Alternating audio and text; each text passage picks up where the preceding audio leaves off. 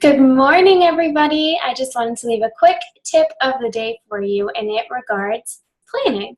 Very simple, but sometimes that makes the biggest difference in our day. So I'm going to just ask you right out of the gate, do you plan? So I've kind of asked this before, but do you really plan? My 7th grade history teacher, Mr. Horn, his favorite quote was, "Proper preparation prevents poor performance." And I have never forgotten that since. So think about it. Do you plan the night before how you are going to carry on your day?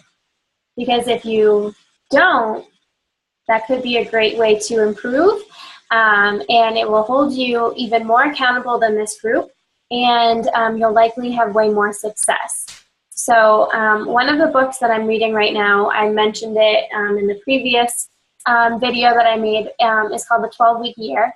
And it's basically because you're acknowledging the goals that you want to achieve, and you're writing them down and you're tracking them, that you are more likely to accomplish things, so much so that you can accomplish a year's worth of goals in 12 weeks because you're tracking it. Versus somebody that's not tracking it and just says, oh, I have a whole year to get this done. And then, they have 2 months left out of the year and they're like, oh crap, I'm not even close. And that's when they kind of spike their planning for the sake of meeting their goals, or some of them. And think of it also in a retail perspective. I don't know if you guys work in retail, but I do part-time. And the busiest times of the year are usually around the holidays, like Christmas, stuff like that. That's definitely a big one, is Christmas and the start of a new year. And obviously the holiday definitely boosts the sales regardless. But companies have goals, financial goals that they want to hit. And they set out these plans, but they always think, okay, we didn't do that great in February. It's all right. We had some snow days, so that decreased the volume that we were hoping to achieve, but that's okay. We still have 10 more months to get back up to where we need to be. And they kind of use that excuse every single month until it's nearing Christmas of the following year, and they're like, holy crap, I'm so far behind. Let's boost these sales. So they're using, the profits from the holidays in addition to really amping up their strategies to make sure that they're reaching their goals. So I don't know if that made sense to you, but when I read stuff like that, I can make multiple connections just because of my retail experience, and then my experience with Beachbody. So I am in a group right now. It's called Team Cup, and basically there's 4 other Beachbody coaches plus me on a team, and we are just really trying to hold ourselves accountable and see how our business grows. And if we hit certain goals, we get certain prizes, but while the prizes are awesome, it's really just an awesome way to challenge yourself and see what you can do if you really buckle down. So, Team Cup is only a month long, and it just goes to show, if you had that kind of mentality for the other 11 months in the year, you likely would have even more success. So why am I only limiting myself to trying my absolute hardest on Team Cup?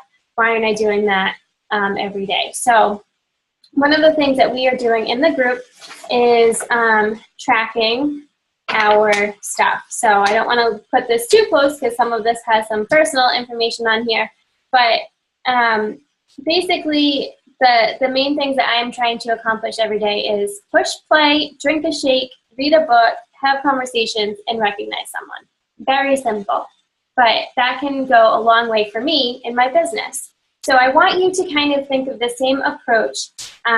This is planned. I am checking things off. I am making sure that I am hitting my mark in as many areas as possible every single day. So I want you to think of of that approach with regards to your health and fitness goals. So this could be something as simple as looking at your calendar the night before, the next day, and say, okay, what workout is scheduled, and have it in your head. Okay, because I goofed on this last week. Okay, I am doing Shift Shock. It's a Thursday. That means I have Speed 35 and Shift Core, or whatever it may be. But you know what I mean? Like, you need to plan that into your day. So when the time comes, you're not being like, oh crap, I didn't schedule 45 minutes for my workout today. I only scheduled 30 because I didn't look at my calendar. Again, proper preparation prevents poor performance. So you really want to look at it. 21 Day Fix, most of them are about a half hour, but still, it's good to know, am I doing yoga today, or do I need my weights and my resistance band? Do I need to pack anything in case I'm not working out at home? I know what I need if I'm going to be working out elsewhere. Your shakes, I mentioned this before. Are you going to work? Are you having your shakes on your lunch break? I'm lucky enough where I have a half hour and I live a mile down the road, so I come home for lunch every single day and I make my shake. I use my blender. But you might not have that luxury. You might not work a mile away from home. You might not be able to get home in a half hour. So if you're going to have your shake on your lunch break, what do you need to pack the day before to make sure that you have everything you need to have a really awesome shake? Same thing goes with your meal prepping, meal planning. It's really easy to say, yeah, I want to eat clean, or yeah, I'm on a diet, but it's a lot harder to actually execute that. Again, I've been in so many pickles, even recently, when I am hungry and either I ate all my prep food or I did not prep. And I'm not going to lie to you and say, I always prep. I try to, but that's something that I'm still working on.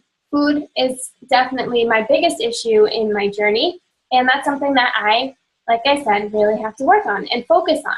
So if you want to really have good results, you have to have a clean diet. So it's as simple as making sure you always have healthy food in your pantry, in your refrigerator, at your home. It's important to make sure that you have healthy snacks with you on the go so that when you're hungry, you don't have to go looking around for the nearest coffee shop or sandwich shop to find a healthy alternative, even though you know that's really not that healthy. Again, I've been there. I'm not perfect, but you really do have to just be conscious of your day-to-day actions and how little actions, positive actions, will build up over time. This is another great book called The Compound Effect. Highly recommend that one as well. That you might not see the changes for a while, but if you look at it for over a long period of time, the results that you have are night and day. So the same thing, if you do a positive action that puts you in a good place, same things go for not taking action or taking a negative action. So you might think that having a cheat meal every single day might not really be hindering your progress if you're eating healthy the other 2 meals of the day or however many meals that you have in a day. But if you look at a person that's eating really healthy the whole entire day versus someone that's eating healthy most of the day, and looking at their progress over an extended period of time, you're going to see that it does add up and it does matter. So I highly recommend that you look at your food, your shakes, your workouts, your water intake, and really track it and make sure that you are planning the night before. Especially for me, I know I'm kind of going in a bunch of different directions, but I'm just trying to think as I speak. Another great one is putting my workout stuff out the night before so that in the morning I don't spend a half an hour when I'm already kind of like, oh, I don't know if I want to work out. I'm going to anyways. Like, it's just that's how it's going to go. And for me, having it already planned and right there is less thinking and more action, because I don't want to second guess myself. I don't want to stall to the point where I don't have time to work out. So I try and pick out my workout clothes the night before. And while I do that, I set aside my work clothes because I usually have about an hour from the time I finish working out to the time I have to be at work. So I want to make sure that my process is as streamlined as possible so I can be successful throughout my entire day. And that is really all I have to say. So please listen to this. I hope that you find it helpful. And all I can really say is proper preparation prevents poor performance. So the more you prepare, the better you perform.